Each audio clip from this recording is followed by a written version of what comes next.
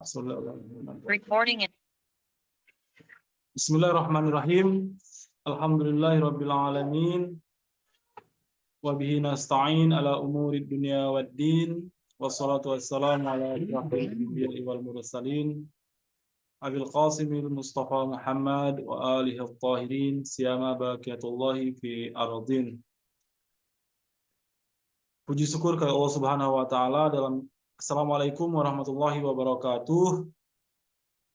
Puji syukur kepada Allah Subhanahu wa taala dalam kesempatan yang mulia ini kita bersama-sama berkumpul walaupun dengan jarak yang berbeda, tempat yang berbeda, tetapi dengan hati yang sama. Hati yang merindu dengan walinya, dengan imamnya, yaitu Imam Ridho alaihissalam, dan hari ini kita bersama-sama menziarahi beliau dari rumah kita masing-masing, dan setelah itu kita akan membahas kitab Uyun Akhbarur Ridho, membacakan hadis riwayat yang berkenaan dengan Imam Ridho alaihissalam. Salawat beriring salam kita sampaikan kepada junjungan alam Nabi besar Muhammad SAW. Insyaallah kita semua sebagai pecinta, sebagai pengikut akan selalu di dunia ini akan selalu dibimbing, dibina untuk menjadi hamba Allah yang terbaik, dan insya Allah di yaumil akhir kita semua mendapatkan syafaat dari beliau. Amin amin ya rabbal alamin. Baiklah Bapak Ibu sekalian, sembari menunggu para peziarah yang lain, kita akan sedikit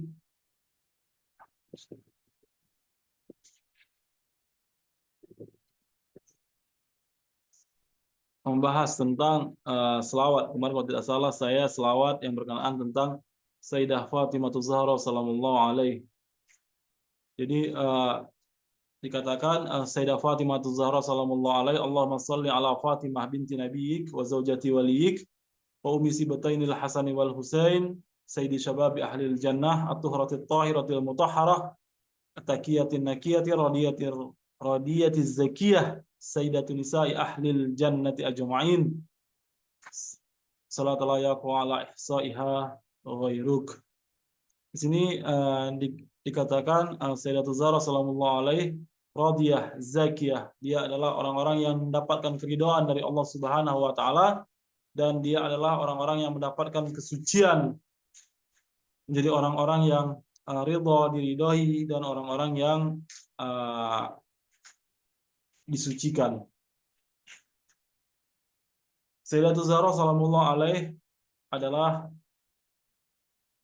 tauladan bagi semuanya, bahkan para maksumin sallallahu alaihi juga menjadikan Sayyidatu Zahra sallallahu alaihi menjadi tauladan bagi mereka untuk hidup menghambakan diri kepada Allah Subhanahu wa taala. Itu tidaklah mudah bagi seorang manusia, walaupun Allah Subhanahu wa taala telah mengatakan kita ini tidak diminta taklif, tidak diminta upaya beban di luar dari kemampuan kita. Jadi sebenarnya beban kita adalah sesuai dengan kadar dan kemampuan kita. Akan tetapi sejauh mana kita memanfaatkan kadar yang kita miliki untuk menghambakan diri kita kepada Allah Subhanahu wa taala.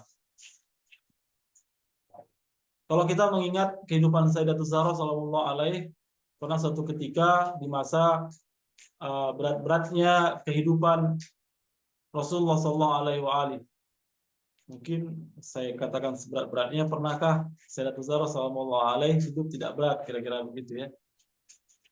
Sepanjang kehidupan Sayyidatu Zahra sallallahu alaihi bisa dikatakan berat, dari masa ke masa, dari waktu ke waktu. Bahkan ketika tanah Fadak telah diberikan oleh Rasulullah SAW kepada Sayyidatul Zahra sallallahu alaihi, itu tanah Fadak bukan tanah yang kecil, sebuah tanah perkebunan kurma yang sudah mendapatkan hasil, di mana para Yahudi Fadak ketika Rasulullah SAW menaklukkan Khaybar, mereka juga takut ditaklukkan seperti Khaybar. Mereka menghadiahkan tanah Fadak kepada Rasulullah SAW, dan Rasulullah menghadiahkan tanah Fadak itu kepada Sayyidatul Zahra sallallahu alaihi. Mungkin kita bilang, wah, Sayyidatul Zahra sallallahu alaihi sudah punya tanah Fadak. Tapi apa kejadiannya dengan tanah Fadak itu? Ini kita tidak ingin tanah Fadak setelah wafat Rasulullah. Tapi tanah Fadak ketika pada masa hidupnya Rasul sallallahu alaihi. Jadi pada saat itu Sayyidatul Zahra sallallahu alaihi bertanya kepada Amirul Mukminin, wahai Amirul Mukminin, adakah sesuatu yang bisa dibelikan untuk makanan? Kata Sayyidatul Zahra.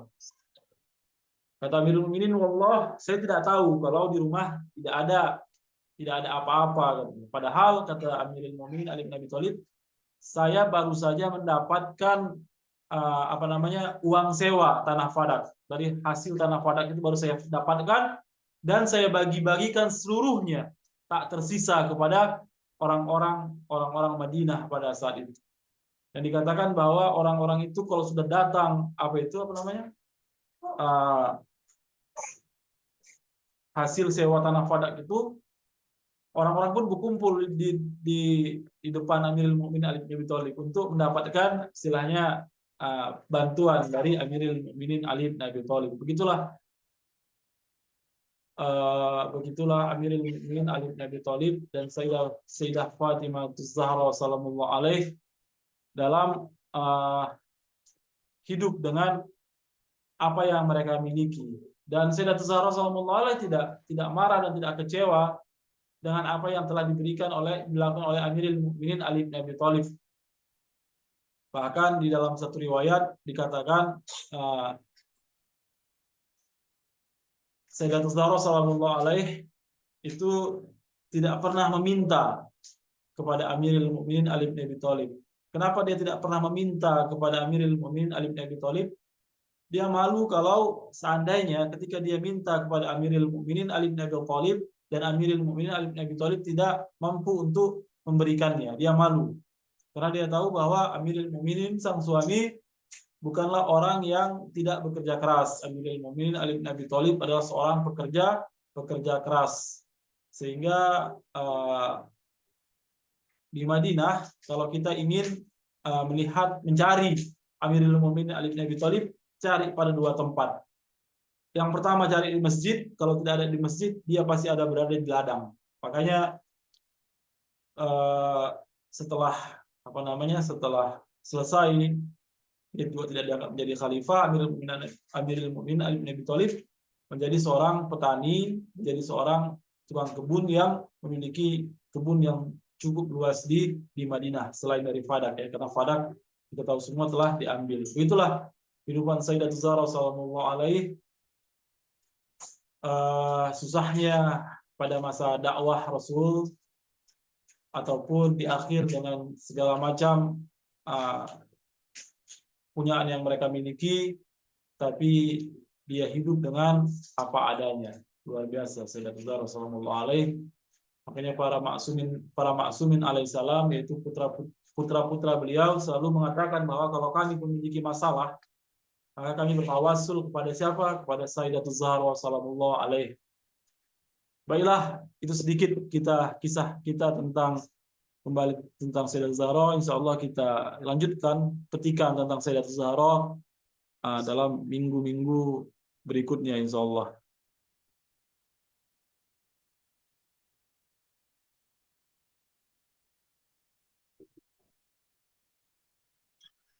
Baik Bapak Ibu sekalian, sebelum kita mulai ziarah kita, walaupun kita tidak berada di depan pintu Haram Imam Ridha alaihissalam, karena doa izin masuk ini itu diletakkan di seluruh pintu masuk Haram Imam Ridha alaihissalam. Ada banyak pintu masuk Haram Imam Ridha alaihissalam, dan setiap pintu masuk itu dibikinkan pamflet doa ini. Tetapi kita hari ini membacanya dari rumah kita masing-masing. Supaya apa? Supaya kita masuk ke dalam haram? Tidak. Tapi supaya kita terhubung dengan haram. Imam Ridha alaihissalam.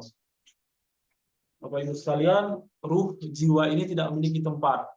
Ruh dan jiwa tidak memiliki tempat. Bahkan ruh kita itu namanya saja yang istilahnya mengkontrol badan kita. Tapi ruh kita tidak berada di badan kita. Ruh kita mengkontrol badan kita, iya. Tapi di mana ruh kita? Dia tidak memiliki tempat dan dia tidak memiliki ruang. Nah, seandainya kita terhubung dengan Imam Ridha alaihissalam yang berada di kota Mashhad, ketika nama kita hadir bersama Imam Ridha alaihissalam, salam kita dijawab. Ketika kita katakan Assalamualaikum ya Imam Ridha, Assalamualaikum ya Imam Rauf alaihissalam, dan pasti Imam juga akan menjawab. Wayarudduna salami. Dalam izin kita ini ada bacanya wayarudduna salami. Dia akan menjawab salam-salam kita. Dia akan menjawab salam-salam, salam-salam saya, salam-salam kami, dia akan jawab. Apa artinya? Ketika dia jawab salam kita, itu diberikan kepada siapa? Kepada badan kita? Tidak. Kepada siapa? Pada ruh kita. Dan pada saat itu Imam Ridha alaihissalam sedang menyaksikan keberadaan ruh kita. Pada saat itu Imam Ridha alaihissalam sedang menyertai kita. Kalaulah kita meyakini bahwa seandainya dalam tanda kutip, walaupun kita tidak meyakini, dalam artian Imam Ridha alaihissalam fokus perhatiannya di Mashhad, dalam artian ketika Imam Ridha alaihissalam membawa pikirannya ke Mashhad dan dia menjawab salam kita dari rumah kita, dalam artian apa? Kita juga menyertainya.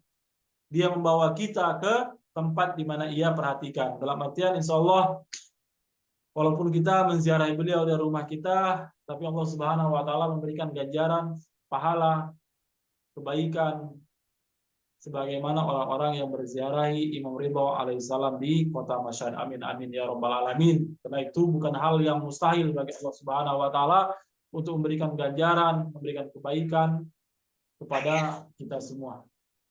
Kita mulai. Bismillahirrahmanirrahim. Allahumma inni waqaftu ala babi min abwabi buyuti Nabi salawatuka alaihi wa ali. Faqad mana'ta an-nasa yadkhulu illa bi'idhnihi. Faqulta ya ayyuhalladzina amanu la tadkhulu buyutan nabi illa yu'zana lakum. Allahumma inni a'taqidu hurmata sahibi hadzal mashhadis syarif fi ghaibatihi kama a'taqiduha fi hadratihi. Wa'alamu anna rasulaka wa khulafaka alaihimus salam ahya innaka yurzaqun yarawna maqami wa yasma'una kalami wa yarudduna salami wa annaka ajabta an sam'i kalamahum wa fatahta baba fahmi biladhizi munajatihi. Wa inni asta'zinuka ya Rabbi awwala wa asta'zinu rasulaka sallallahu alaihi wa alihi thaniya wa asta'zinu khalifatakal imam al-mafrud alayya ta'ati Ali ibn Musa ar-Ridha alaihi salam والملائكة الموكلين بهذه البقعة المباركة الثالثة أدخل يا رسول الله أدخل يا حجة الله أدخل يا ملائكة الله المقربين المقيمين في هذا المشهد فأذن يا مولاي في الدخول أفضل ما أذنت لأحد من أوليائك فإن لم أكن أهلا لذلك فأنت أهل لذلك. السلام عليكم warahmatullahi wabarakatuh. Ya Imam Taufik. Kita lanjutkan Bapak Ibu sekalian ziarah kita. Kita bacakan teks ziarah ini. Kita baca bersama-sama. Bismillahirrahmanirrahim. Asyhadu an la ilaha illallah wahdahu la syarika lah. Wa asyhadu anna Muhammadan abduhu wa rasuluh. وأنه سيد الأولين والآخرين وأنه سيد الأنبياء والمرسلين اللهم صل على محمد عبدك ورسوله ونبيك وسيد خلقك أجمعين صلاة لا يقوى على إحصائها ويقول اللهم صل على أمير المؤمنين علي بن أبي طالب عبدك وأخي رسولك الذي انتجبته بعلمك وجعلته هاديا لما شئت من خلقك الدليل على من بعثته برسالتك ودين الدين بعدلك وفصل قضائك بين خلقك والمهيمن على ذلك كله والسلام عليه ورحمة الله وبركاته اللهم صل على فاطمة بنت نبي وزوجتي ولي وأم سبطين الحسن والحسين سيد شباب أهل الجنة الطهرة الطاهرة المطهرة التكية النكية الرضية الزكية سيدة نساء أهل الجنة أجمعين صلاة لا يقوى على إحصائها غيره اللهم صل على الحسن والحسين سبط نبيك وسيد شباب أهل الجنة القائمين في خلقك والدليلين على من بعثت برسالتك وديان الدين بعدلك وفصل قضائك بين خلقك اللهم صل على علي بن الحسين عبدك القائم في خلقك والدليل على من بعثت برسالتك وديان الدين بعدلك وفصل قضائك بين خلقك سيد العابدين اللهم صل على محمد اللهم صل على محمد بن علي عبدك وخليفتك في أرضك باكر علم النبي اللهم صل على جعفر بن محمد الصادق عبدك ولي دينك وحجتك على خلقك أجمعين الصادق البار اللهم صل على موسى بن جعفر عبدك الصالح ولسانك في خلقك الناطق بحكمك والحجة على بريتك اللهم صل على علي بن موسى الرضا المرتضى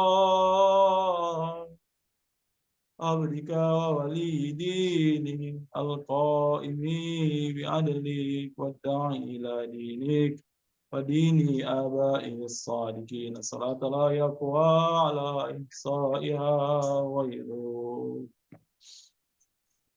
اللهم صل على محمد بن علي عبدك وولي القائم بأمرك والداعي إلى سبيلك اللهم صل على علي بن محمد عبدك وولي دينك اللهم صل على الحسن بن علي العامل بأمرك القائم في خلقك وهجتك المعدي عن نبيك وشاهدك على خلقك المخصوص بكرامتك الداعي إلى طاعتك وطاعة رسولك صلواتك عليهم أجمعين. اللهم صل على حجتك ووليك القائم بخلقك صلاة تامة نامية باكية تعجل بها فرجا وتنصره بها وتجعلنا معه في الدنيا والآخرة. السلام عليك يا وارث آدم صفوة الله. السلام عليك يا وارث نوح النبي الله. السلام عليك يا وارث إبراهيم Bulan kamu buat pin. Masih nampak dia berarti belum عليك يا وارث إسماعيل ذبي الله. السلام عليك يا وارث موسى كليم الله. السلام عليك يا وارث عيسى روح الله. السلام عليك يا وارث محمد رسول الله. السلام عليك يا وارث أمير المؤمنين علي ولي الله ووصي رسول رب العالمين. السلام عليك يا وارث فاطمة الزهراء. السلام عليك يا وارث الحسن والحسين سيد شباب أهل الجنة. السلام عليك يا وارث علي بن الحسين زين العابدين. السلام عليك يا وارث محمد بن علي باكر علم الأولين والآخرين. السلام عليك يا وارث جعفر بن محمد الصادق البار. السلام عليك يا وارث موسى بن جعفر. السلام عليك أيها الصديق الشهيد. السلام عليك أيها الوصي البر التقي. أشهد أنك قد أقمت الصلاة وأتيت الزكاة وأمرت بالمعروف ونهيت عن المنكر وعبدت الله حتى أتاك اليقين. السلام عليك يا أبا الحسن ورحمة الله وبركاته. اللهم إليك صمت من أرضي وقطعت البلاد رجاء رحمتك فلا تخيبني ولا تردني بغير قضاء حاجة. Ya Allah, kami berziarah kepada Imam Ali bin Musa dari rumah kami, ya Allah. Ini adalah kemampuan kami, ini adalah usaha kami. Setiap hari Rabu kami berkumpul dengan satu harapan, dengan satu tujuan, menziarahi walimu, menziarahi Imam Ridha alaihissalam, ya Allah. Jangan kau putuskan harapan kami. Jangan kau putuskan harapan kami, ya Allah.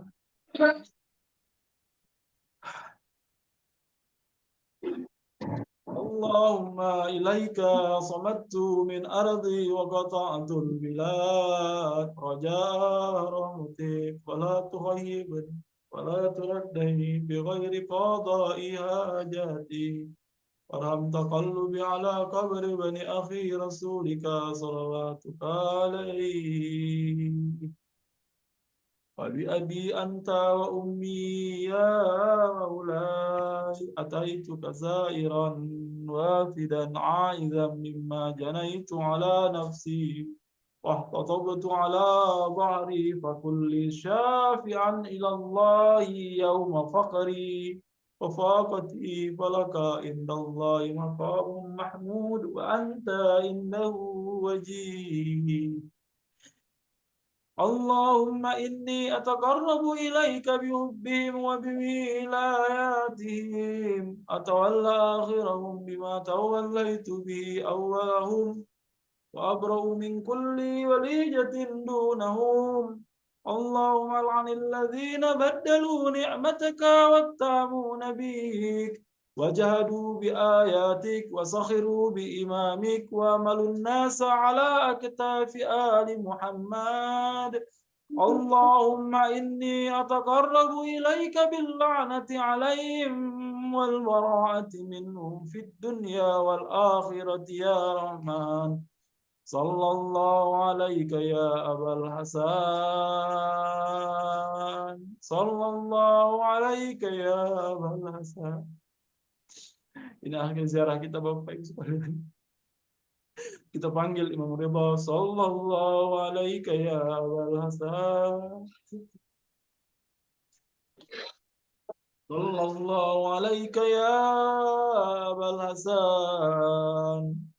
Sallallahu alaika ya Abul Hasan. Sallallahu ala ruhika wa badanik. Sabarta wa musaddaq qatalallahu man qatalaka bil aidi wal alsun. Assalamualaikum warahmatullahi ya Imam Rauf. Bapak Ibu sekalian, itu tadi ziarah kita. Sebelum kita tutup ziarah kita Bapak Ibu sekalian, silakan Bapak Ibu sekalian sampaikan salam Bapak Ibu sekalian, sampaikan doa Bapak Ibu sekalian sesuai dengan bahasa kita sendiri, bahasa hati kita sendiri, sesuai dengan hajat kebutuhan kita. Ya, saudara. Kita doakan buat keluarga kita, buat isi rumah yang dimana dengan di rumah itu kita berziarah kepada Imam Ridha alaihissalam, kita terhubung dengan Imam Ridha alaihissalam. Kepada orang tua kita, entah mereka masih hidup ataupun entah mereka telah tiada, semoga kasih sayang Allah Subhanahu wa taala selalu menyertai mereka. Buat para pecinta Ahlul Bait dimanapun mereka berada, buat para pejuang melawan kezaliman, buat para pejuang yang sedang menuntut ilmu pengetahuan, buat pemimpin kita Sayyid Ali Khamenei dan para marja taklid yang lainnya, dan buat Sahibul Amr wal Zaman, semoga Allah Subhanahu wa taala segera memberikan kesembuhan kepadanya. Dan sebelum kita tutup, sama-sama Bapak Ibu sekalian kita bacakan doa Allahumma kulli walikal hujjatil hasan. Bismillahirrahmanirrahim. Allahumma kulli walikal al-hujjati wanil hasan. Salawatuka alaihi wa ala alihi hadhihi sa'ah wa fi kulli sa'ah ya hafizah wa qaidan wa nasirah wa dalilan wa ayna tuskinahu arzaka taw'an wa tumatnahu fiha tawila birahmatika ya arhamar rahimin. Kita setiap kali Bapak Ibu sekalian kita berziarah pada siapapun, entah itu kepada Imam Ridha, entah itu kepada Rasulullah, entah itu kepada Amirul Mukminin, entah itu kepada imam siapapun, dengan mendoakan Sahibul Amr wa Zaman, ajal ta'ala farajah, Karena Bapak Ibu sekalian, setiap urusan yang berkaitan tentang kita, karena imam kita adalah imam zaman, maka mereka akan meminta kepada imam zaman untuk menyelesaikan urusan kita, perkara kita, doa kita, hajat kita. Mereka meminta kepada Imam Mahdi ajallahu farajah segala macam kekuatan, segala macam doa, segala macam usaha untuk kita. Dan ketika para imam meminta kepada kita, meminta kepada Imam Mahdi ajallahu farajah, maka semoga dengan doa kita buat Imam Mahdi ajallahu farajah juga disertakan kepada Imam Mahdi, bahwa kita mendoakan Imam Mahdi ajallahu farajah setiap saat, setiap momen kita, setiap aduan kita, setiap doa kita, ada Imam Mahdi ajallahu ta'ala farajah di situ, Bapak Ibu sekalian. Karena dialah imam kita, dialah yang ketika kita dipanggil, diminta pertanggungjawabkan, maka kepadanya lah kita harus mempertanggungjawabkan. Nah, dia adalah wakil Tuhan di muka bumi ini. Dan sebelum kita tutup, kita sama-sama selawat Imam Ridha alaihi salam. Bismillahirrahmanirrahim. Allahumma salli ala Ali ibn Musa Ridha al-Murtada al-Imam at-Taqi an-Naki wa hujjatika ala man fawqa al-ard wa man tahta as-sara as-siddiq ash-shahid. Salatan katsiratan tammah zakiyatan mutawasilatan mutawatiratan mutaradifah ka'afdali ma sallaita ala ahadin min awliyai. Allahumma salli ala Muhammad wa ali Muhammad wa ajil farajahum. Itulah ziarah kita Bapak Ibu sekalian. Nah, kita akan masuk kepada kajian kitab Uyun Akhbar Ridha. Sebelum saya mulai kajian ini, saya ingin mengucapkan wiladah selamat atas wiladah Sayyidah Zainab binti Husain, yang pada malam ini kebetulan bertepatan dengan wiladah beliau malam ini. Jadi malam ini Bapak Ibu sekalian adalah malam wiladah. Malam wiladah, malam kebahagiaan, karena Allah Subhanahu wa taala menjadikan Sayyidah Zainab alaihissalam sebagai seorang manusia agung, walaupun kita tidak katakan dia adalah manusia suci sebagaimana Sayyidah Zahra sallallahu alaihi ataupun para imam maksum lainnya, tetapi Sayyidah Zainab memiliki keagungan, kemuliaan yang sangat luar biasa. Dialah menjadi pelanjut dari kisah Karbala. Husain alaihissalam syahid di Karbala, selesai. Tapi Sayyidah Zainab tidak, dia harus melanjutkan perjalanan sebagai tawanan, padahal ia adalah cucu Nabi, putri Ali, putri Sayyidatul Zahra sallallahu alaihi, tapi harus mendapatkan derita yang sangat luar biasa. Baik, Bapak Ibu sekalian, kita kemarin telah membahas tentang prasasti yang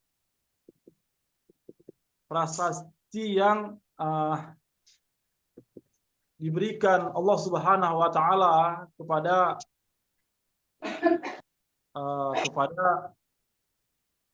Rasulullah SAW, dan Rasulullah SAW menghadiahkan prasasti tersebut kepada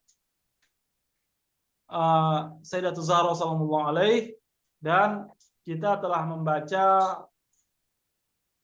isi dari prasasti itu sampai kepada tentang imam ke-8, yaitu Imam Ridha alaihissalam, dan kita lanjutkan kemarin karena waktu habis. Kita anggap saja haqqal qaulu minni. Selesai itu Allah Subhanahu wa taala bil Madinah allati banahal Abdul Solih. Jadi sebuah Imam Ridho alaihissalam dimakamkan di mana di tempat itu dibangun oleh orang-orang soleh. Banaha telah dibangun oleh orang-orang soleh. Abdul Soleh ila janbi syari khalq, di mana dia berada di sisi orang yang paling buruk, kata Imam Ridho kata Allah Subhanahu wa taala. Di situ orang buruk di situ tidak lain dan tidak bukan adalah salah satu khalifah Abbasiyah, yang telah membunuh Imam Musa Kazim alaihissalam, yaitu Khalifah Harun Abbasi. Jadi di makam Imam Ridho itu juga ada Harun Ar-Rasyid di situ. Dialah yang telah membunuh Imam Musa Kazim alaihissalam, dan itu telah digambarkan oleh Allah Subhanahu wa taala, haqqal qaulu minni. Jadi perkataan-perkataannya adalah benar, bahwa perkataan-perkataan mereka adalah perkataan dari saya. Jadi hadis yang disampaikan oleh Imam Ridho alaihissalam hak, sama seperti hadis yang paling terkenal dan paling populer adalah hadis silsilah zahabiyah. Ini silsilah zahabiyah ini diriwayatkan oleh Imam Ridho alaihissalam itu di Nishabur.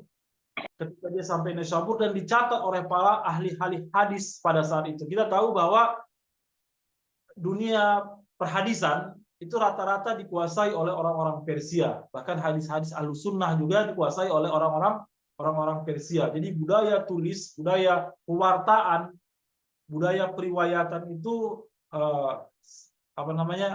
itu benar-benar dimiliki oleh orang Persia. Makanya Bukhari, Muslim itu orang Persia semua itu, Bapak Ibu sekalian. Itu dalam Ahlus Sunnah, dan begitu juga kita. Hampir perawi-perawi kita kebanyakan itu dari Iran. Dan Imam Ridho alaihissalam adalah sosok baik pada masa zamannya di tengah umat Islam. Jadi ketika dia sampai di Nishabur, tokoh-tokoh Nishabur, dan Nishabur pada saat itu adalah kota besar, ada satu hadis yang sangat populer, yang sangat bahkan di kita juga di Ahlus Sunnah, di Syiah dan di Ahlus Sunnah, hadis ini tercantum. Kalimatullah ilah, dikatakan silsilah zahabiyah adalah silsilah emas. Kenapa? Karena Imam Ridho alaihissalam benar-benar sampaikan hadis ini dari siapa? An abi sampai Rasulullah. Jadi ayah-ayahnya disebutkan, Imam Musa Kazim disebutkan, Imam Ja'far As-Shadiq disebutkan, Imam Baqir disebutkan, Imam Sajjad disebutkan, Imam Husain disebutkan, Amirul Mukminin Ali bin Abi Thalib disebutkan, Rasulullah disebutkan, bahkan sampai Allah Subhanahu wa taala, sampai Allah Subhanahu wa taala disebutkan. Tandanya apa? Tandanya betapa pentingnya sangat yang bakal keluar dari mulut Imam Ridho alaihissalam. Walaupun kita meyakini setiap perkataan Imam Ridho alaihissalam itu bernilai hakul qaul minni, yakni hak Allah Subhanahu wa taala. Tidak ada perkataan para maksumin alaihissalam, entah itu Imam Ridho, entah itu imam siapapun kita sebutkan, yang bukan dari Allah Subhanahu wa taala. Makanya ketika kita mendefinisikan hadis adalah perkataan maksum. Jadi perkataan, perbuatan, dan takrir, ikrar dari para maksum alaihissalam. Tidak hanya sebatas Rasulullah SAW. Rasulullah adalah salah satu dari manusia suci yang katanya, perbuatannya, ikrarnya itu bisa menjadi hadis. Apa isi hadis itu yang telah disebutkan silsilahnya? La kalimatul la ilaha illallah hisni. Kalimat la ilaha illallah hisni, bentengku.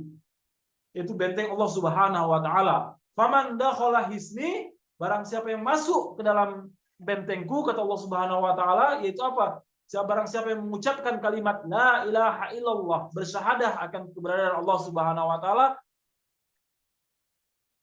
faman dakhala hisni amina min azabi, maka aman dari azabku, kata Allah Subhanahu wa taala. Jadi orang yang mengucapkan kalimat la ilaha illallah akan tidak masuk neraka. Tapi kata Imam Ridho ada lanjutannya, bisurutiha. Jadi apa kata Allah Subhanahu wa taala, ada syaratnya. Wa ana, kata Imam Ridho, wa ana dan saya adalah dalam syaratnya. Apa maksudnya? Kalian bersyahadah aman dari azab neraka, tetapi ada syaratnya, yaitu berwilayah kepadaku, kepada Imam Ridho alaihissalam. Oleh sebab itu, atiullah wa atiur rasul wa ulul amri minkum. Itulah ayat Qur'annya yang bisa dinisbatkan kepada hadis ini. Jadi secara riwayah dan dirayah, hadis ini mumpuni.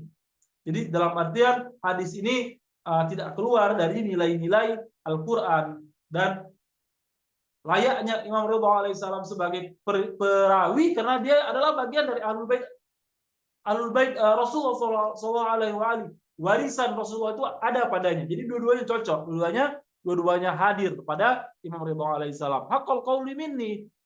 Terus liukirna ainai. Jadi dan dia kuatkan matanya, dalam artian bi Muhammad. Jadi Allah Subhanahu wa taala jadikan salah satu cahaya mata, dengannya Imam Ridho alaihissalam senang dengan keberadaan siapa? Bi Muhammad ibni, Muhammad putranya, wa khalifati mim ba'dih, dan menjadi khalifah setelah siapa? Setelah Imam Ridho alaihissalam.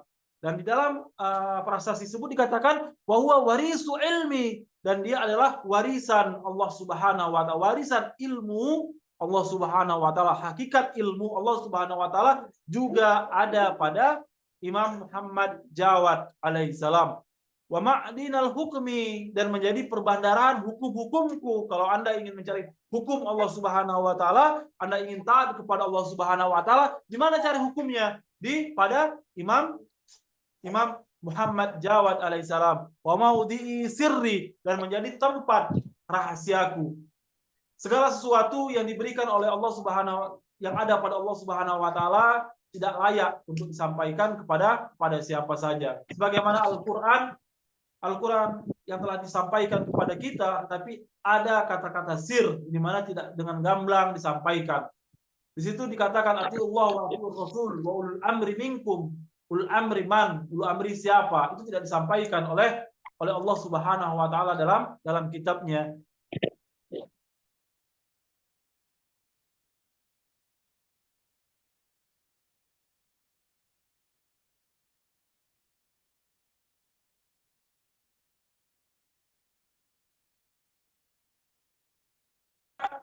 Pada siapa ingin kita lihat nilai kebaikan itu? Maka hujjah Allah Subhanahu wa taala kita bisa lihat berdasarkan siapa? Berdasarkan Imam Jawad alaihissalam.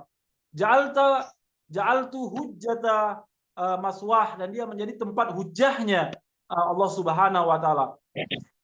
Wa syafa'tuhu fi sib'ina min ahli baitih, dan Allah Subhanahu wa taala memberikan kemuliaan kepada Imam Jawad ini untuk memberikan syafaat kepada 10 orang min ahli baiti, dari keluarganya. Ini sebuah kemuliaan bagi keluarga Imam Jawad alaihissalam. Kulluhum qad istaujabun nar, bagi mereka yang telah dicatatkan bahwa mereka akan masuk ke dalam api neraka. Imam Jawad alaihissalam memberikan tempat 70 surga buat mereka. Wa akhtim bis sa'adah li ibni, dan saya tutup dengan kemuliaan pada apa? Jadi makom yang dimiliki oleh Imam Jawad alaihissalam dengan makom yang tadi telah disebutkan belum cukup. Ada satu makom lagi, yaitu apa makom? Ukhtim bis sa'adah li ibni. Allah Subhanahu wa taala memberikan karunia seorang anak buat Imam Jawad alaihissalam yang bernama siapa? Ali wali wa nasiri. Ali sebagai wali Allah Subhanahu wa taala dan sebagai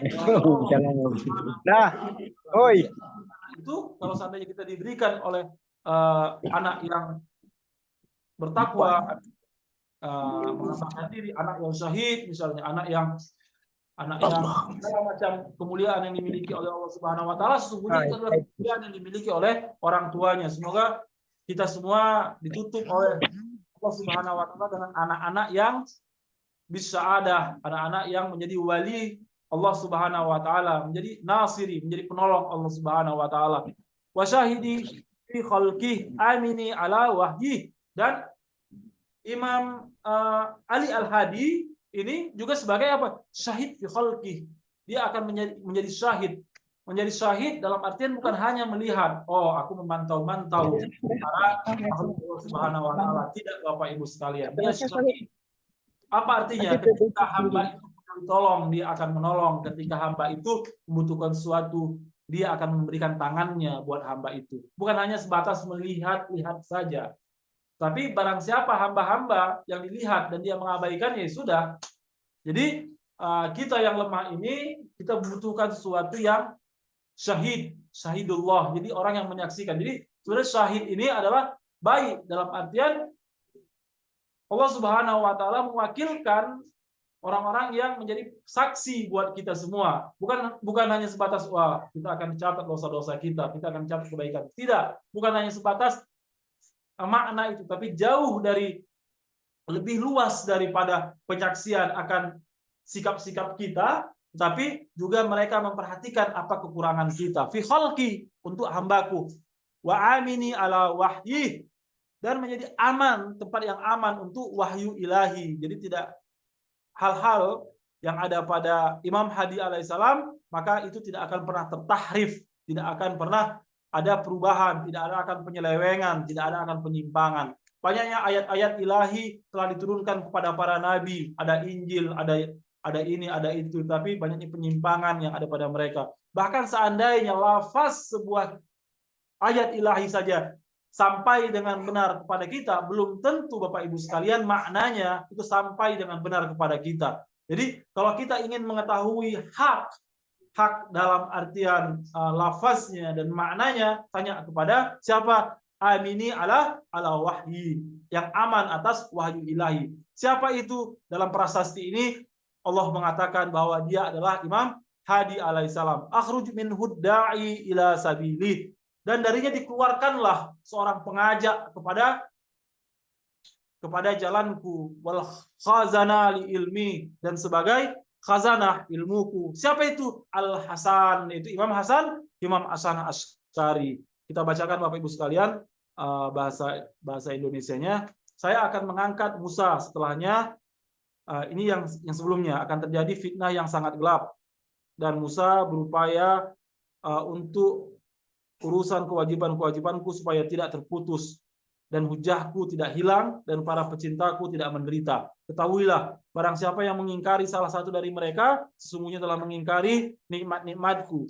Barang siapa yang telah merubah ayat-ayat dari kitabku, berarti telah membuat kedustaan atasku. Dan celakalah bagi orang yang membuat kedustaan dan mengingkari atas waktu yang telah ditentukan hambaku Musa, dan ia kekasihku dan pilihanku. Sesungguhnya pendusta, imam yang ke-8 menceritakan tentang Imam Ridha, berarti pendusta kepada semua para waliku, dan Ali adalah waliku dan penolongku, dan orang yang saya jadikan atasnya sebab kenabian, dan saya jadikan ia penguasa. Ifrit yang sombong akan membunuhnya, dan ia dimakamkan di sebuah kota yang dibangun oleh hambaku yang saleh, yang di sampingnya ada makhluk yang paling jahat.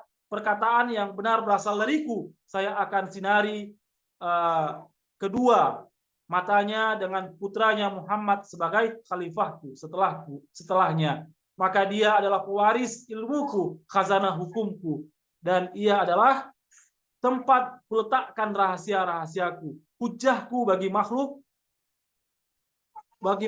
saya jadikan surga sebagai tempatnya, dan syafaatnya untuk tempat kuletakkan rahasia-rahasiaku, hujahku bagi makhluk saya jadikan surga sebagai tempat dan syafaatnya untuk 70 orang dari para keluarganya. Mungkin sepertinya ada salah terjemahan di sini.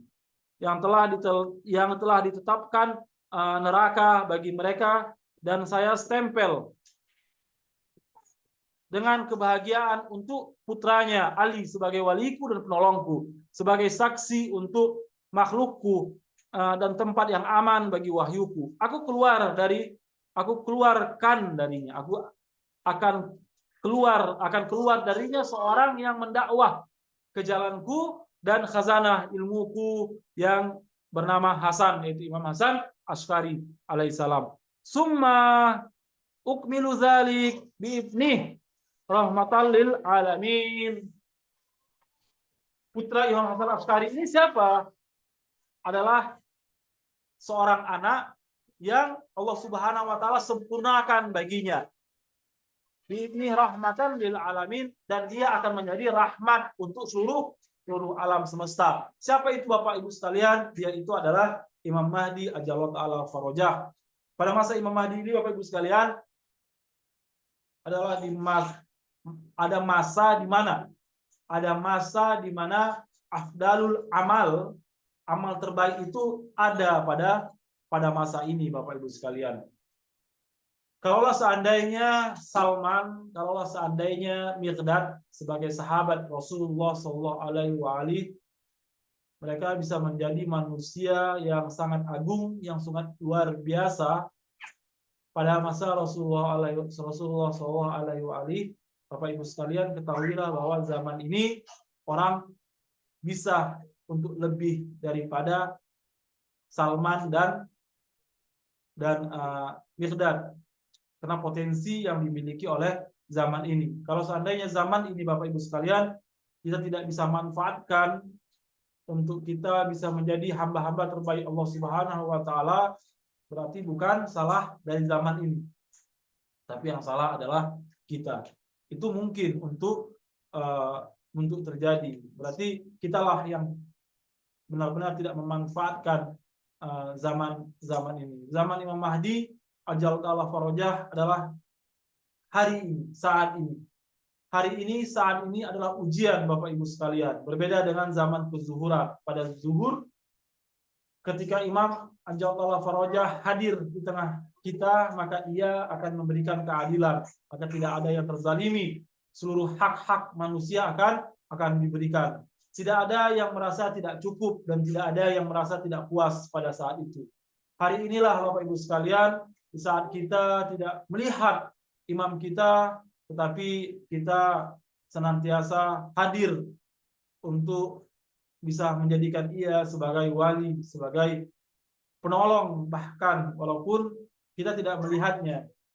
Layak sebenarnya Bapak Ibu sekalian, keberadaan Imam Mahdi ajallahu ta'ala farajah pada saat gaib, bukan dia yang butuh pertolongan kita Bapak Ibu sekalian, kitalah yang sebenarnya yang membutuhkan pertolongan beliau, karena seluruh kemuliaan, seluruh hal itu ada padanya. Dia telah dikarunia Allah Subhanahu wa taala Bapak Ibu sekalian dengan karunia yang sangat luar biasa. Dia hadir di mana saja. Kita hadir di Indonesia, sebenarnya ketika dia panggil dia, kita salamkan pada dia, dia mendengar. Bahkan Bapak Ibu sekalian, bukan tidak mungkin ziarah kita hari ini bahkan saya sedang berbicara tentang Imam Mahdi dan Anda sedang mendengarkan hal-hal yang bersifat tentang Imam Mahdi, dan Imam Mahdi mendengarkan hal tersebut, dan semoga kita mendapatkan berkah darinya. Waalaikumsalam warahmatullahi wabarakatuh. Sebentar Pak. Nah, ada sebuah kisah dari Ayatullah Kashmiri. Ada sebuah kisah dari Ayatullah Kashmiri. Dikatakan bahwa pada saat itu dia bertemu dengan salah para petapa India. Para petapa India. Para petapa ini memiliki kemampuan untuk mengetahui di mana orang yang disebutkan, entah itu hidup atau meninggal, tapi sebutkan namanya dan nama ibunya. Ayatullah Kashmiri sebutkan misalnya Ayatullah Borojerdi. Dia tahu Ayatullah Borojerdi berada di Qum dan telah meninggal. Dia sebutkan ini, dia jawab di sini, dan dia jawab dengan benar dan tepat. Pada suatu ketika dia jawab, Ayatullah Kashmiri ingin tahu di mana posisi Imam Mahdi. Dia bilang Mahdi putra Fatimah. kita kan selalu mengatakan bahwa Imam Mahdi itu putranya Fatimah, dalam artian tentu ya sebagai pewaris dari Sayyidah Fatimah sallallahu alaihi. Dikatakan Mahdi. Dia lihat tidak ada Mahdi putra Fatimah, karena Mahdi adalah laqab dan nama Imam Mahdi adalah namanya Muhammad. Sedangkan sedangkan ibunya bernama Narjes. Dan akhirnya mereka paham bahwa mereka salah sebut. Mereka harus menyebutkan Mahdi putra Narjes.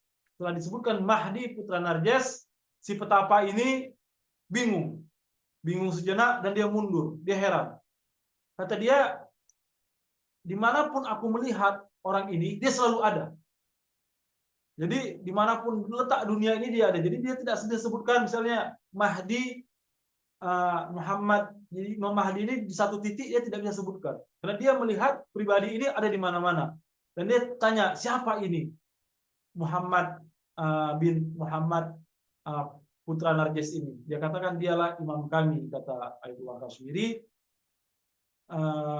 Dialah imam kami dan dialah menjadi yang kami ikuti. Jadi dalam artian dengan kisah ini bahwa Imam Mahdi Al-Jawfallah Farojah itu ada di mana-mana Bapak Ibu sekalian. Kita di Indonesia, seandainya kita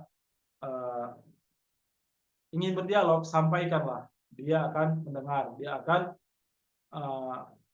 memahami apa kondisi kita. Dan usahakan juga sering-sering untuk selalu terhubung dengan Imam Mahdi Al-Jawfallah Farojah ini, Bapak Ibu sekalian. Dialah yang segala-galanya bagi kita. Kalau kita ingin sampai kepada Rasul, ajaran agama ini, kita harus terhubung dengan beliau. Kita harus memahami banyak hal tentang beliau, sehingga hari-hari kita, saat-saat kita, waktu-waktu kita, semua penuh dengan warna-warna apa yang Imam Mahdi ini inginkan dari kita semua, Bapak Ibu sekalian.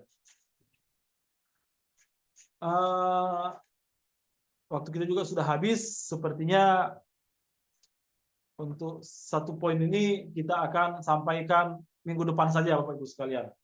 Apa itu tentang Imam Mahdi dalam hadis ini. Baiklah, itu adalah sedikit kajian kita tentang Uyun Akhbarullah. Dan kalau ada pertanyaan atau apapun tentang pembahasan hari ini, silakan Bapak Ibu sekalian. Dan waktu kita telah habis, dalam artian kalau ada juga ingin keluar, silakan. Dan saya ucapkan terima kasih banyak telah menyertai saya ziarah dan telah menyertai saya juga dalam kajian kitab Uyun Akhbarullah. Karena untuk kajian ini saya juga harus menyiapkan, saya harus membaca, saya harus mempersiapkan materi, dan Bapak Ibu sekalian telah memberikan semangat buat saya untuk selalu dan senantiasa siap, insya Allah setiap hari Rabu berbincang tentang persoalan Imam Ridho alaihissalam dalam kitab Uyun Akhbarullah ini. Ya Bapak Ibu sekalian, silahkan kalau ada sesuatu yang ingin disampaikan. Assalamualaikum Ustadz, saya ingin bertanya. Waalaikumsalam warahmatullahi wabarakatuh, Bu. Silakan Bu. Seperti yang Ustadz jelaskan tadi bahwa Imam Mahdi itu kan posisinya sekarang kan goib, dalam artian goib. Ya, goib yang dimaksud itu loh Ustadz. Iya. Kan kita kan dianjurkan untuk selalu terhubung kepada Imam Mahdi. Bagaimana sebenarnya makna kegoibannya Imam Mahdi ini, dan Imam Mahdi berada di mana-mana? Mungkin ada beberapa jamaah yang mengetahui, tapi saya ingin meminta penjelasan dari Ustadz Hafiz, sebenarnya bagaimana kegoibannya Imam Mahdi ini, dan bagaimana kita tahu dia menyertai kita dimanapun berada. Betul. Baik, terima kasih Ibu Reni. Gaib itu ada dua hal. Gaib itu pertama, makna gaib buat Imam Mahdi Al-Jawfallah Farojah itu bukan gaib dalam artian imam misalnya, maaf cakapnya, ada di samping kita dan kita tidak melihatnya. Bukan seperti itu juga. Tapi makna gaib dalam di sini adalah ketika imam ada, berarti imam tidak dikenal, sebagaimana posisi Nabi Yusuf alaihissalam ketika dia berada di Mesir, dan bagi saudara-saudaranya dia tidak dikenal. Dan hari ini keberadaan Imam Mahdi Ajal Allah Farojah itu seperti itu. Tetapi bagaimana dengan makna bahwa sebagaimana yang Ustaz katakan tadi, bahwa Imam Mahdi itu ada di mana-mana. Iya, ketika Imam Mahdi Ajal Allah Farojah ingin terhubung dengan kita semua, yang pasti dalam memahami, dalam melihat kondisi masing-masing kondisi alam ini, pasti dia tidak akan melihat dengan mata sebagaimana mata yang kita miliki. Mata yang kita miliki. Sebagaimana mungkin di dalam surah salah satu ayat bahwa sebagian manusia-manusia, orang-orang yang beriman itu, mereka melihat amal-amal, perbuatan kita setiap saat. Bapak Ibu sekalian, setiap saat mereka melihat amal-amal kita, dan pastinya amal-amal itu memiliki karakter lah, dalam artian amal itu jelas, ini amal punya siapa gitu. Amal punya saya, amal punya ibu, amal punya yang lain, dan itu hadir di dalam diri mereka. Kita mengetahui bahwa kita ini bukan hanya sebatas dimensi kita ini, bukan hanya sebatas dimensi fisik. Dimensi fisik kita terbatas. Saya punya tangan, tangan saya berada di rumah saya. Saya punya fisik, fisik saya di rumah saya. Tadi sudah saya jelaskan tentang bagaimana konsep ziarah tadi, bagaimana kita terhubung dengan Imam Ridha alaihissalam, bahwa ruh kita ini tidak di sini, di tempat kita. Ruh kita itu karena ruh kita itu bukan bersifat materi, tetapi kontrol yang diberikan oleh Allah Subhanahu wa taala kepada ruh tersebut hanya untuk siapa? Hanya untuk tubuh kita. Sehingga hanya dengan mata inilah saya bisa melihat. Hanya dengan tangan inilah saya bisa memegang. Tetapi ketika Allah Subhanahu wa taala kontrol ruh kita ini tidak hanya sebatas diberikan untuk mengkontrol fisik kita, tetapi diberikan untuk mengkontrol seluruh tubuh-tubuh yang ada di dunia ini. Maka apa maknanya? Maka maknanya sebenarnya mata kita ini bisa dipakai oleh orang yang memiliki kontrol ruh kuat untuk melihat, walaupun bukan matanya. Tangan ini bisa dipakai oleh orang yang kontrol yang lebih kuat daripada kita untuk bisa untuk menggunakan tangan ini. Jadi hubungan antara badan dan ruh adalah hubungan kontrol. Oleh sebab itu, ketika Imam Mahdi Ajal-Allah Farojah memiliki kontrol untuk alam semesta ini sebagai khalifah Allah Subhanahu wa taala, yang memungkinkan dia untuk melihat seluruh amal-amal, atau sebagaimana hadis tadi yang diberikan kepada Imam Hadi sebagai syahidah. Bagaimana misalnya Imam Hadi alaihissalam Imam Hadi itu hidup di Samara. Bagaimana dia bisa melihat syahidah seluruh syiah-syiah yang ada di alam semesta? Oke lah, mungkin pada saat itu tidak ada syiah ceritanya di Indonesia, tidak ada syiah di Sumatera atau di Pulau Jawa atau dimanapun. Tapi syiah di Madinah, fisik mata Imam Hadi itu tidak akan pernah bisa menyaksikan apa yang terjadi di Madinah. Karena di Madinah juga banyak para pecinta, para syiah-syiah Imam Hadi alaihissalam pada saat itu. Dan syahidah ini bukan hanya makom yang hanya dimiliki oleh Imam Hadi. Dari Rasulullah SAW sampai Imam Mahdi alaihissalam juga memiliki makom syahidah. Dalam artian memiliki kekuatan untuk melihat segala macam yang ada. Nah, dari mana dia bisa melihat kalau bukan dari kontrol ruh, dari kontrol ruh yang sangat luar biasa yang diberikan oleh Allah Subhanahu wa taala, sehingga dia bukan hanya bisa melihat seluruh alam manusia yang ada di bumi ini, bahkan seluruh ruh-ruh dari alam semesta ini juga bisa disaksikan oleh para imam alaihissalam. Dengan apa? Dengan kata syahidah. Dan syahidah ini berdasarkan ayat ya. Ada ayat yang melatar belakanginya. ayat apa saya lupa, bahwa dikatakan Rasul itu sebagai syahida, sebagai saksi yang mampu untuk menyaksikan kita semua. Mungkin itu dari saya, Kak Ren.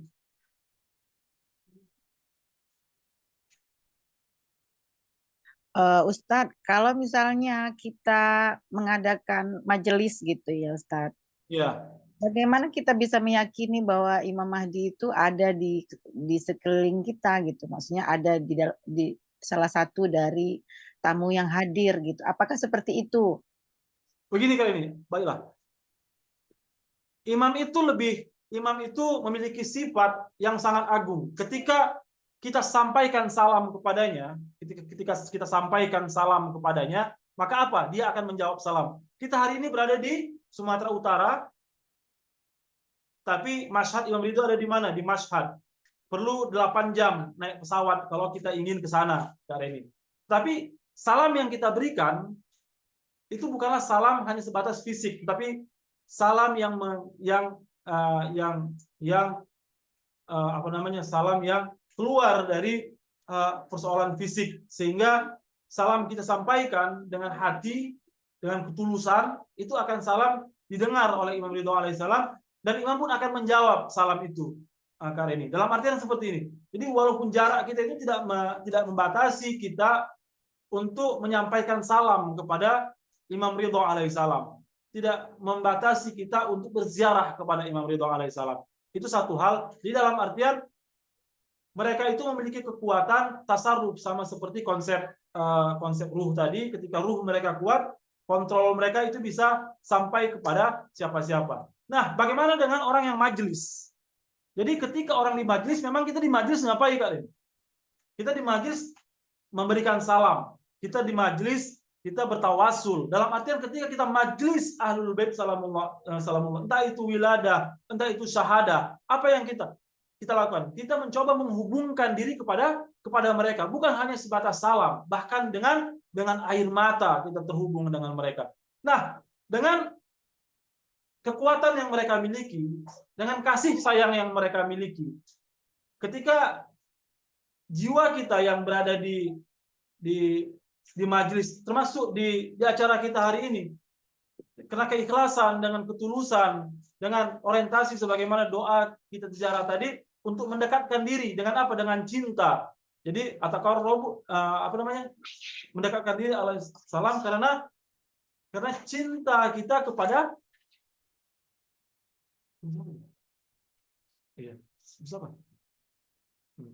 itu cinta yang karena cinta yang kita miliki, dan cinta kita, kalau mungkin bahasa syair, ada cinta yang bertepuk sebelah tangan.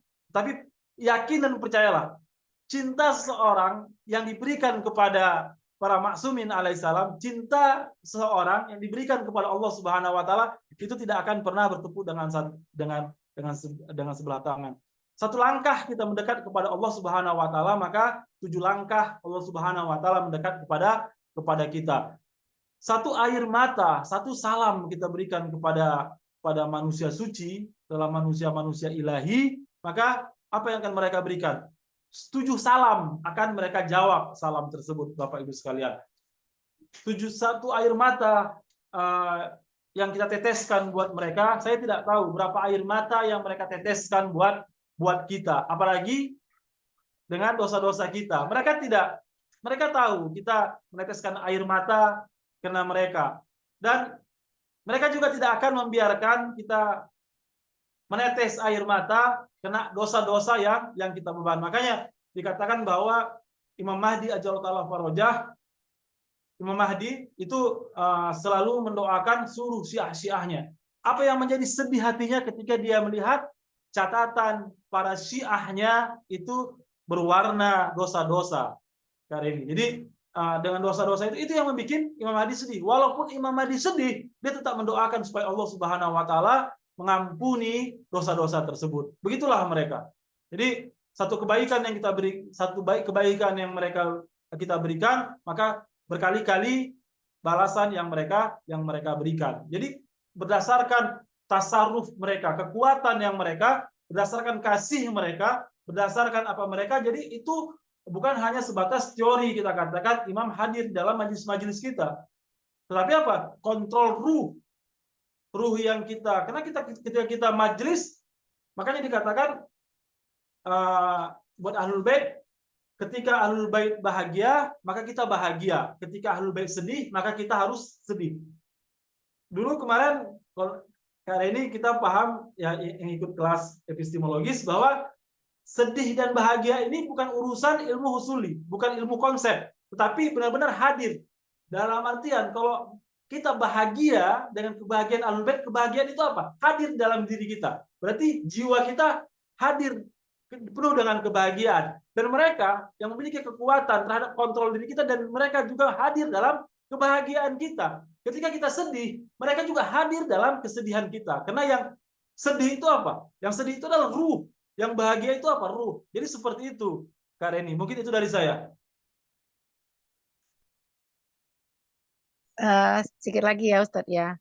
Ini kan saya kan harus benar-benar memahami supaya jangan ada biar yakin lah gitu ya Ustadz. Insya Allah.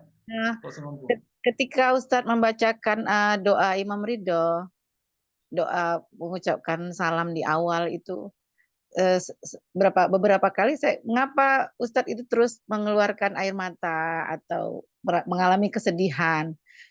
Saya ingin bisa nggak Ustadz menjelaskan apa yang Ustadz rasakan pada saat itu? Karena kan nggak setiap orang memiliki perasaan itu gitu loh Ustadz. Gimana kan ini ya? Namanya kita berziarah. Kita berziarah itu harus yakin dengan apa yang kita ziarahi. Itu adalah yang saya rasakan ketika saya menyampaikan salam ini, seolah-olah kita sedang mengetuk pintu orang yang kita ziarahi. Saya alhamdulillah apa ya? Bagaimana tuh saya ceritakan hal seperti itu? Dalam artian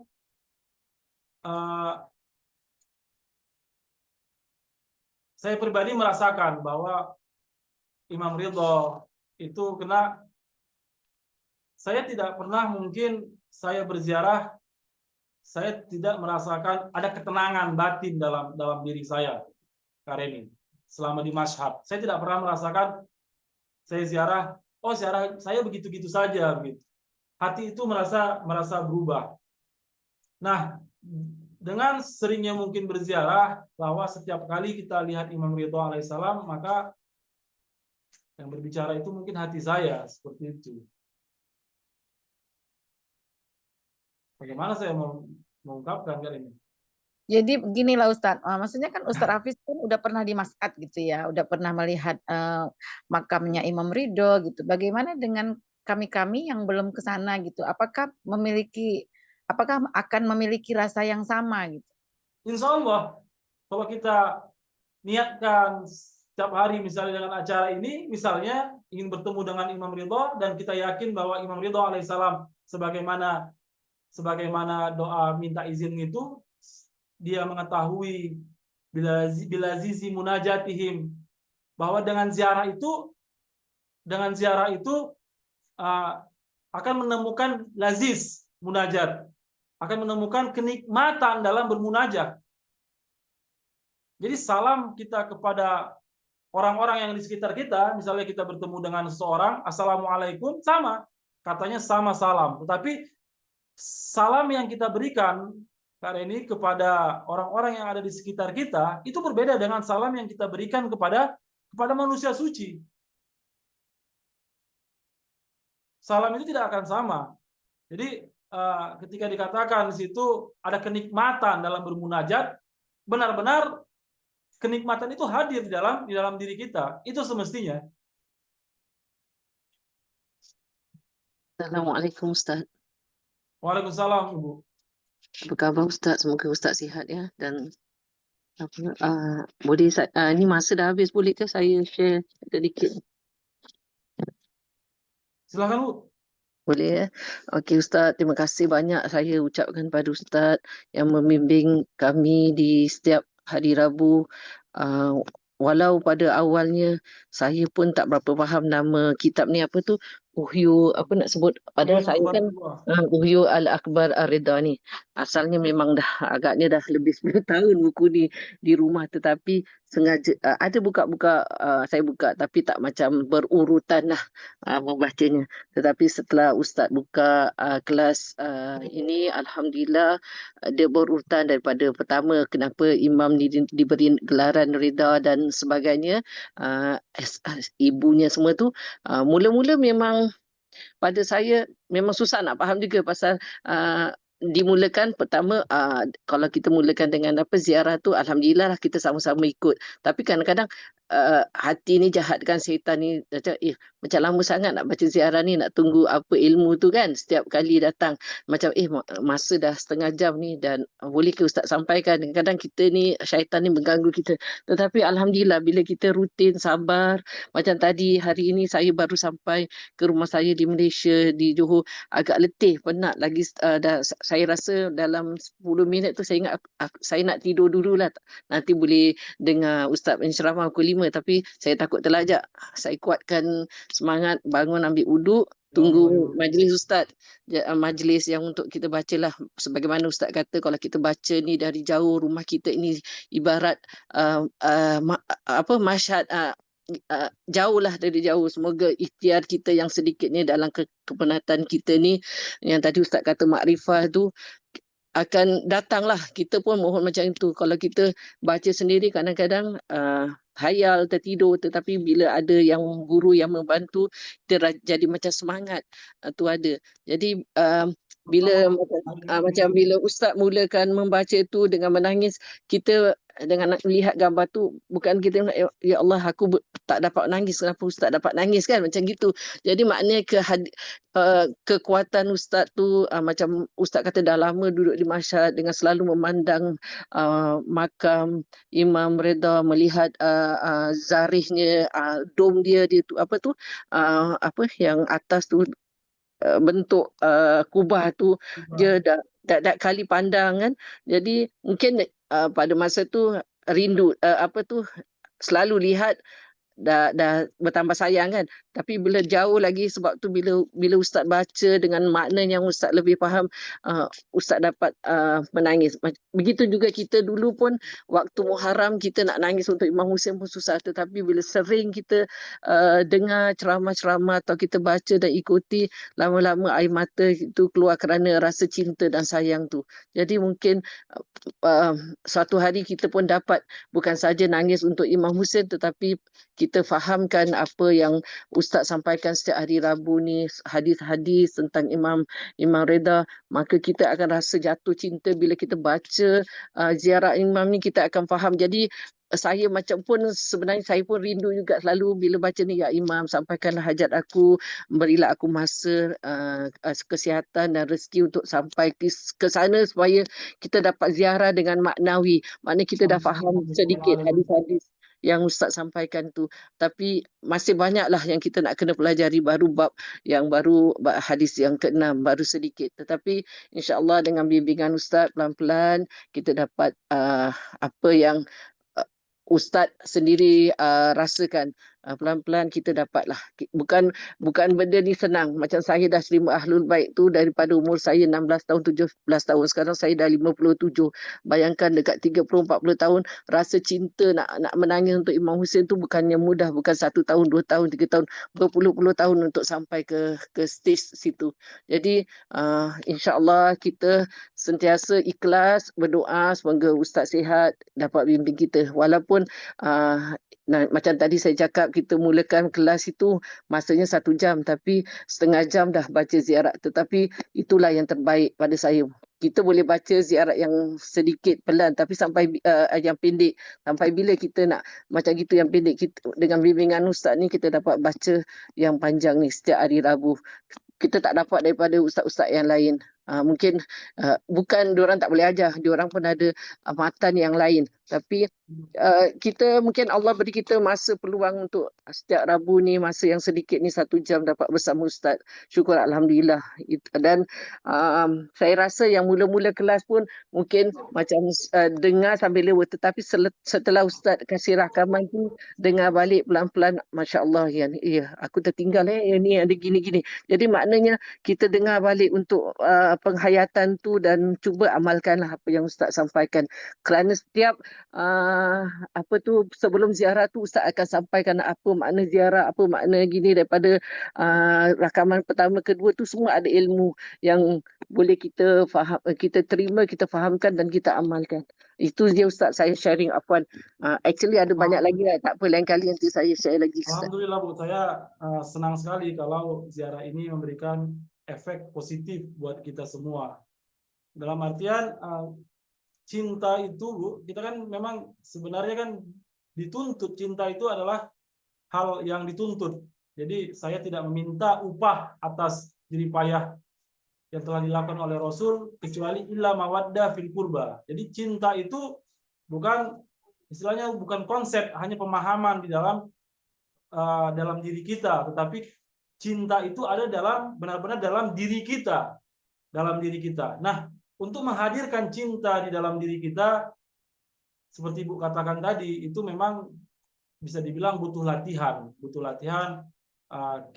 Ibu tadi bilang benar bahwa awal mulanya untuk menangis buat Imam Husain saja itu susah, tetapi setahun 2 tahun berlanjut membaca begini begitu, maka akan lebih mudah untuk menghadirkan rasa itu dalam waktu-waktu berikutnya, waktu-waktu setelahnya.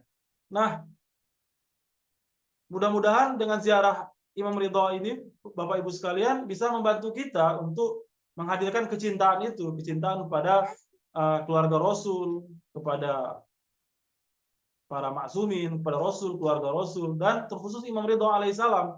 Dan efek dari kecintaan kita nanti misalnya dalam pertemuan kita ini dibalut dengan kecintaan kepada Imam Ridha, maka sama dengannya adalah menguatkan kecintaan kita juga terhadap sahibul amri wa zaman, Imam Mahdi ajallahu ta'ala farajah, sehingga nanti bukan hanya hati kita yang kita berikan kepadanya, insya Allah ke depannya setelah hati ini, jiwa ini dipenuhi dengan kecintaan kepada mereka, maka kita siap memberikan tangan kita, darah kita, kepala kita, misalnya kalau seandainya hal itu dibutuhkan. Karena cinta itu membutuhkan pengorbanan, dan pengorbanan itu bukan sesuatu yang dipaksakan. Kita bukan mazhab yang segala sesuatu itu berdasarkan paksaan. Bahkan misalnya humus, kita wajib humus. Kita tahu bahwa di Iran, di Indonesia, atau mungkin di Malaysia ada tim pengutip humus. Tapi pernah enggak mereka SMS kepada Ibu, Bu, Pak, antum tahun ini belum bayar humus, atau antum tahun ini belum bayar zakat? Enggak pernah, dan memang tidak sebegitu. Tetapi dengan kesadaran, dengan kecintaan, dengan pengorbanan, nanti efeknya bukan hanya humus yang sifatnya kewajiban, tetapi hal-hal yang lebih dari humus pun kita mampu untuk lakukan, dan kita mampu untuk berikan tanpa harus diminta dan tanpa harus diwajibkan. Insya Allah ke depannya bisa seperti itu kita semua, Bu. Dan kita, Bapak Ibu sekalian, kita semua berproses. Dan mudah-mudahan ziarah kita ini, kajian kita ini adalah bagian dari proses tersebut, mudah-mudahan. Terima kasih banyak Bapak Ibu sekalian telah mendukung saya, dan salah satunya dengan kehadiran Bapak Ibu sekalian, walaupun kita sedikit, berapapun, walaupun 1 orang pun dari Bapak Ibu sekalian, maka bagi saya itu adalah sesuatu yang besar, karena telah menemani saya dalam ziarah, menemani saya dalam dakwah, dalam untuk mengajak dalam pengembangan ma'rifat pada Ahlul Bait sallallahu alaihi. Saya yang harus berterima kasih banyak kepada Bapak Ibu sekalian. Terima kasih banyak juga Ibu Kam dan buat yang lain-lain. Baiklah, silakan Bapak Ibu sekalian kalau ada hal yang lain. Assalamualaikum. Waalaikumsalam. Nyambung dengan pertanyaan Ibu yang tadi, Ibu Iin, Ibu Rini, tentang Imam Mahdi. Iya, Itu Ibu Husna. yang apa, sebagaimana Ayatullah Bejat mengatakan bahwa bagaimana Imam Mahdi dalam apa, untuk kita semua, bagaimana pengawasannya, bagaimana mendengarkan hajat-hajat kita. Ayatullah Bejat menyampaikan bahwa apa yang kita serukan kepada Imam Mahdi itu lebih cepat daripada kedipan mata, Ustadz. Nah, ini kalau dari perkataan Ayatullah Bejat ini itu butuh makrifat yang cukup tinggi ya Ustadz untuk sampai kepada Betul. pemahaman seperti itu. Iya. Karena kalau orang biasa di luar kita ya, kalau kita kan sudah, maksudnya sudah ada sedikit apa, mengenal bagaimana kedudukan maksumin. Tapi kalau di luar kita mendengarkan atau disampaikan tentang hal itu kan pasti mereka menganggap bahwa kita ini sudah mempertuhankan para imam. Sebagaimana Hmm, mereka sering mengatakan bahwa Syiah itu mempertuhankan Imam Ali. betul. Nah, nah itu kalau kita secara tekstual kita ya maaf terpaksa meyakini, tapi bagaimana supaya kita punya makrifat sampai ke situ Ustadz, ini yang perlu kita butuh proses yang supaya itu menjadi keyakinan yang kuat dan kita senantiasa menghadirkan keyakinan itu dalam kesadaran. Ini mungkin yang semua kita tanda tanya yang saya sendiri ini Ustadz belum sampai ke makrifat seperti itu. Tapi saya yakin dengan apa yang disampaikan para guru-guru kita. Saya yakin, tapi untuk merasakan itu Ustadz, ini yang butuh proses untuk sampai ke situ Ustadz. Terima kasih. Karena waktu kami Nah, ini sudah maghrib betul, juga. Bu. Jadi Ya. ada banyak masalah memang dari sisi keyakinan dengan sebagian orang. Padahal sebenarnya ketika orang berbicara tentang Nabi Adam, apa yang diperintahkan oleh Allah Subhanahu wa taala kepada para malaikat dan orang-orang yang bersama para malaikat? Itu untuk sujud kepada Nabi Adam. Nah, sujud kepada Nabi Adam itu apa artinya? Apakah kita ingin katakan bahwa Islam mengajarkan untuk menuhankan Nabi Adam? Nah, kalau seandainya hal itu benar, maka benarlah iblis yang tidak mau sujud kepada Nabi Adam. Tetapi apa ayat berikutnya? Bahwa Nabi Iblis dijauhkan dari rahmat, dikutuk oleh Allah Subhanahu wa taala, dilaknat sehingga dia menjadi rajim. Rajim itu jauh laknat untuknya. Kita tahu bahwa sebenarnya itu pondasi buat kita semua orang-orang yang beragama, bahwa ternyata taat kepada selain Tuhan itu ada nilainya. Apa nilainya kalau yang kita taati itu membawa kita kepada Tuhan? Jadi ternyata sujud kepada Nabi Adam itu bukanlah buruk, tetapi malah meninggikan derajat para malaikat. Nah, sedangkan para nabi, Nabi kita Nabi Muhammad SAW adalah manusia terbaik daripada seluruh makhluk Allah Subhanahu wa taala, bahkan lebih baik, lebih agung daripada Nabi Adam sendiri. Dan wasi-wasi Rasulullah SAW adalah orang-orang yang benar. Dia tidak lebih tinggi daripada Rasulullah SAW. Kita tidak pernah mengatakan bahwa imam-imam kita itu lebih tinggi derajatnya daripada Rasulullah SAW. Tapi imam-imam kita adalah orang yang sampai derajatnya sebagaimana yang dicapai oleh Rasulullah. Jadi derajat yang mereka miliki adalah derajat yang agung, derajat yang tinggi. Taat kepada mereka, bahkan sujud kepada mereka, bukan menyebabkan jatuhnya derajat, tapi tidak sujud kepada mereka, itu menyebabkan orang mendapatkan laknat dari Allah Subhanahu wa taala. Dan Adam kita hari ini siapa? Adam kita hari ini tidak mungkin Nabi Adam. Nabi Adam sudah meninggal. Dia sudah dimakamkan. Kita bilang siapa? Berikutnya. Dan kita katakan Rasulullah lebih baik. Rasul kita sudah meninggal. Maka kita harus mencari istilahnya mungkin lebih sederhananya ya.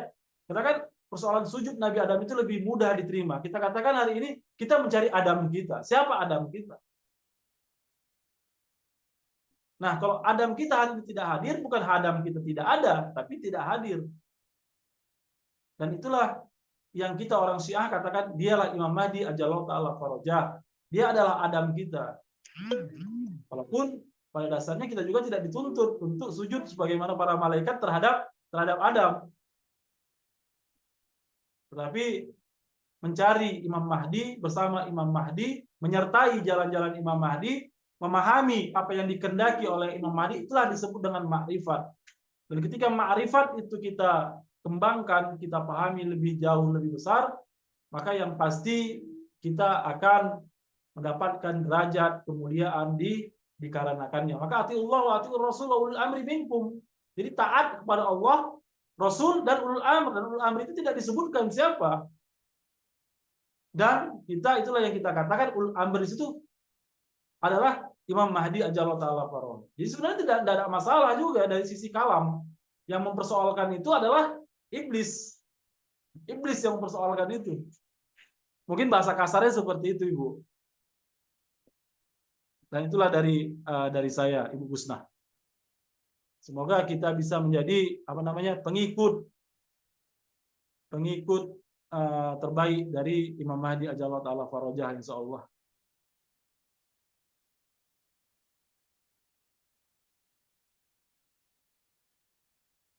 Silakan Bapak Ibu sekalian kalau ada hal lagi.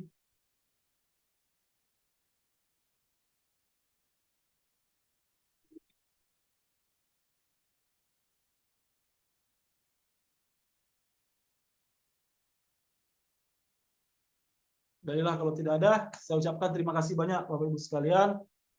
Semoga ziarah kita semua diterima oleh Allah Subhanahu wa taala, walaupun ziarah kita lakukan dari rumah kita.